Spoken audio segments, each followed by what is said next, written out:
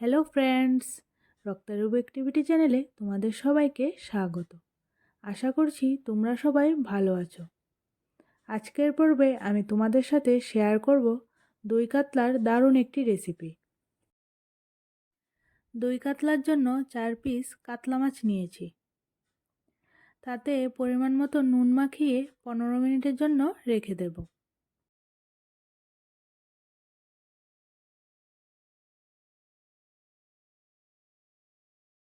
এবারে মাছগুলিকে ফ্রাই করার জন্য একটি কড়াইতে তেল নিয়ে নিচ্ছি।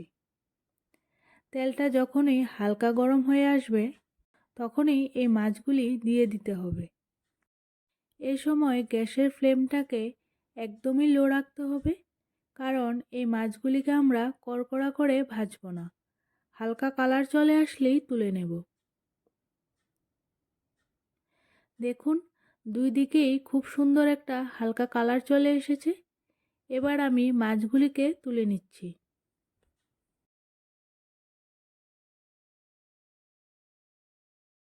এবার ওই একই মাছ ভাজার তেলে আমি দিয়ে দিচ্ছি একটি তেজপাতা আর গোটা গরম মশলা। তারপর এগুলি হালকা ভাজা হয়ে গেলে আমি তাতে দিয়ে দিলাম পেঁয়াজ বাটা। পেঁয়াজটা আমাদের এখানে খুব ভালোভাবে ভেজে নিতে হবে। এবার এই পেঁয়াজ ভাজাতে আমি দিয়ে দেব 1 চামচ আদা রসুন কুচি। তারপর সমস্ত কিছু খুব ভালোভাবে মিশিয়ে নিচ্ছি। এবারে পেঁয়াজটাও ভাজা হয়ে এসেছে। এখন এর মধ্যে দিয়ে দেব কাজু বাদাম আর পোস্তর পেস্ট। আমি এখানে 8 থেকে 10টি কাজু বাদাম আর 2 চামচ মতো পোস্ত ব্যবহার করেছি। আবারও সমস্ত কিছু সামান্য কুক করে নিয়ে গ্যাসের ফ্লেমটাকে একদমই লোতে রেখে দিয়ে দিচ্ছি এর মধ্যে টক দই। টক দই দেওয়ার সাথে সাথে খুব ভালোভাবে মিশিয়ে নিতে হবে, না হলে কিন্তু দইটা ফেটে যাওয়ার সম্ভাবনা থাকবে। দেখতেই পারছো, মশলা থেকে তেল ছেড়ে আসছে। এই অবস্থায় আমরা দিয়ে দেব পরিমাণ মতো জল।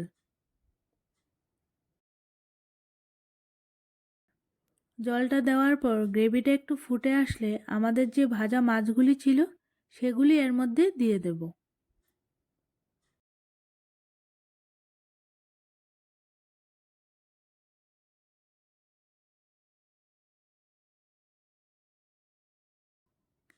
সাথে দিয়ে দিলাম পরিমাণ মতো নুন।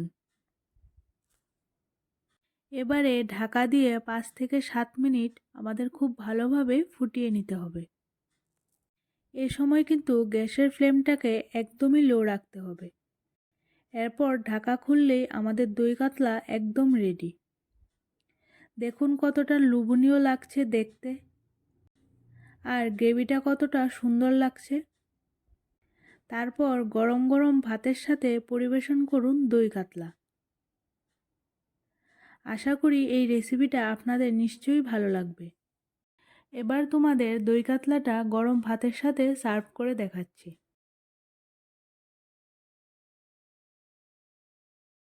প্রতিদিনের মতো আজকের এই রেসিপিটাও যদি তোমাদের ভালো লেগে থাকে তাহলে একটি লাইক করে ফ্রেন্ডস এবং ফ্যামিলির সাথে শেয়ার করো। আর এরকম ইজি ইজি রেসিপির আপডেট পেতে আমার চ্যানেলটিকে সাবস্ক্রাইব করে রেখো। তবে বন্ধুরা, তোমাদের সাথে আবারও দেখা হচ্ছে নতুন একটি রেসিপির সাথে।